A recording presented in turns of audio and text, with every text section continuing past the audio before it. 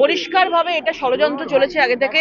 দমকলকে দেরি করে পাঠানো হয়েছে যাতে আগুনে পুড়ে সবকিছু ছাই হয়ে যায়, কিচ্ছু যেন অবশিষ্ট না থাকে, ওরা যেন আবার নতুন করে ওখানে দোকানপাট না খুলতে পারে। এই পরিকল্পনা তারা করেছে বলে করেছে, এবং তারা জানিয়েওছে যে মুখ্যমন্ত্রী তাদেরকে দূর থেকে দেখে চলে গেছে, তাদের কাছে যায়ওনি। মানে এখান থেকে পরিষ্কার হয়ে যাচ্ছে মুখ্যমন্ত্রী চেয়েছিলেন এই দোকানপাটগুলো পুড়ে যাক এবং তাদের পেটের ভাত মুখ্যমন্ত্রী মানে মেরে দিয়েছেন। এবং মুখ্যমন্ত্রী আজকে এই ধরনের যা জিনিস করেছেন, যে উনি বলেন যে মানে সততার প্রতীক এই মুখ্যমন্ত্রী রয়েছেন, আসলে ভেতরে ভেতরে পেছনে পেছনে দেখা যাচ্ছে যে গরিবদের পুরোপুরিভাবে লুট চলছে এই পশ্চিমবাংলায়। আজকে এই ধরনের যারা দোকানপাট, যাদের মানে দোকানপাট পুড়ে গেছে, আজকে যেটা আগুন যেভাবে লেগেছে, এবং তাদেরকে ভাবছে তাদেরকে ভিক্ষে দিচ্ছে, এমন একটা ভাব যে আমি 1,00,000 টাকার 50,000 টাকা করে দিয়ে তাদেরকে ভিক্ষে দিচ্ছি, মানে ভিখারি বানিয়ে দিচ্ছে তাদেরকে। এবং তারা জানে ভালো করে যে পুরোপুরিভাবে ষড়যন্ত্র হয়েছে, এবং দেখছি যদি কোনোভাবে না ওঠে তাহলে রাতারাতি এদেরকে আগুন ধরিয়ে দাও, এরকম কীর্তি বাংলায় অনেক জায়গায় হয়েছে।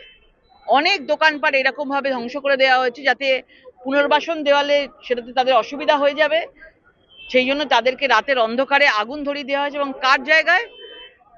যিনি কলকাতার মেয়র আছেন, বিধায়ক আছেন, তার জায়গায় এইভাবে হকারদের ওপর, যে দোকানের ওপর যেভাবে ধ্বংসলীলা, আগুন লীলা যারা চালিয়েছে মুখ্যমন্ত্রী, আমার মনে হয় 50,000 1,00,000 টাকা দিয়ে তাদেরকে অপমান করছে এবং তাদেরকে মনে হচ্ছে ভিক্ষা দিচ্ছে।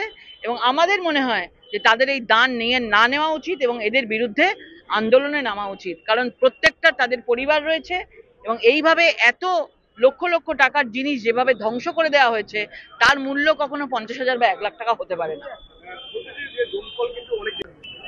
যেভাবে একের পর এক ধ্বংসলীলা চলছে, এবং সেখানে আমাদের রবীন্দ্রনাথ ঠাকুরের যে বসতবাড়ি, সেই কাছারি বাড়িতে আক্রমণ হয় এবং লুটপাট এবং ভাঙচুর করা হয়েছে।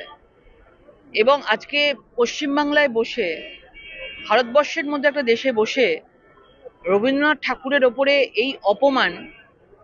এই অপমানের বিরুদ্ধে জবাব দিতে আজকে আমরা রাস্তায় নেমেছি।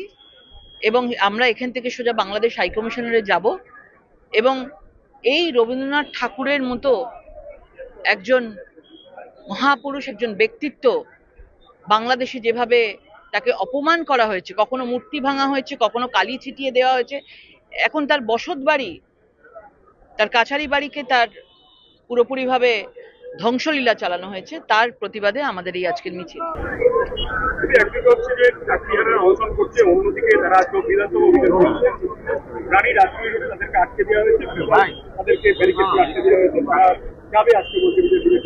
দেখুন, সবাইকে মুখ বন্ধ করে রাখা হয়েছে।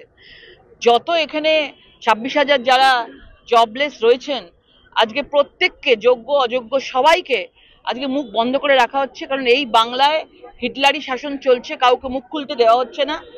এবং ক্ষমতার এত ঔদ্ধত্য, 26-এ আজকে যাদের এই 26,000 পরিবারকে, যাদেরকে উনি ধ্বংস করেছেন, হত্যা করেছেন, তারা তাদের 26-এ জবাব দেবে।